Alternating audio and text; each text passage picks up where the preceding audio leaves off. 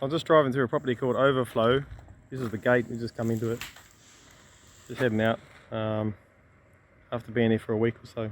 Look at this old fence, it's pretty cool, isn't it? You got the fence post and then strainer post here on either side.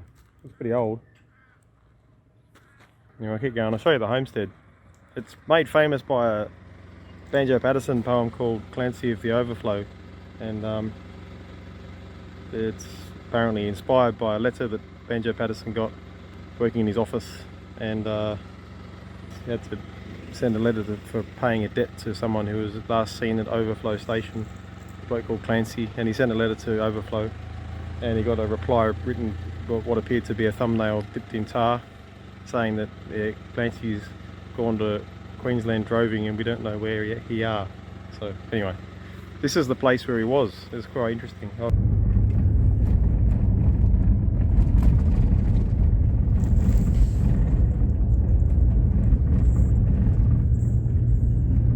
I had written him a letter, which I had, for want of better knowledge, sent to where I met him down the Lachlan years ago. He was shearing when I knew him, so I sent the letter to him, just on spec, addressed as followed: Clancy of The Overflow. And an answer came directed, and a writing unexpected, and I think the same was written, with a thumbnail dipped in tar. 'Twas his shearing mate who wrote it, and verbatim I'll quote it: Clancy's gone to Queensland droving, and we don't know where he are. In my wild erratic fancy, visions come to me of Clancy, gone a droving down the Cooper where the western drovers go.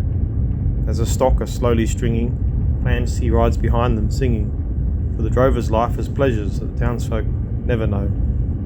And the bush hath friends to greet him, and their kindly voices greet him, in the murmur of the breezes and the river on its bars.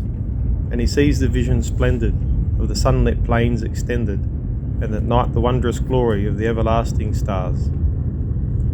I am sitting in my dingy little office, where a stingy ray of sunlight struggles feebly down between the houses tall, and the fetid air and gritty of the dusty, dirty city, through the open window floating, spreads its foulness over all. And in place of lowing cattle, I can hear the fiendish rattle of the tramways and the buses making hurry down the street, and the language uninviting of the gutter children fighting comes fitfully and faintly through the ceaseless tramp of feet.